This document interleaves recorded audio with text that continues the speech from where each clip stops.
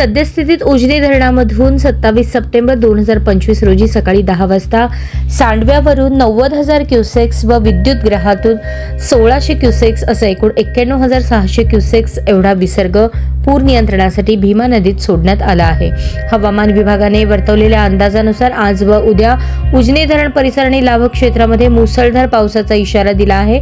त्यामुळे सदर विसर्गामध्ये वाढ होण्याची शक्यता आहे। त्यामुळे सर्व पत्रकार महोदय, प्रसार माध्यमांना याद्वारे विनंती की आपण आपल्या मार्फत भीमा नदीकाठच्या गावांना आणि लोकांना सतर्कतेचा इशारा पोहोचवावा।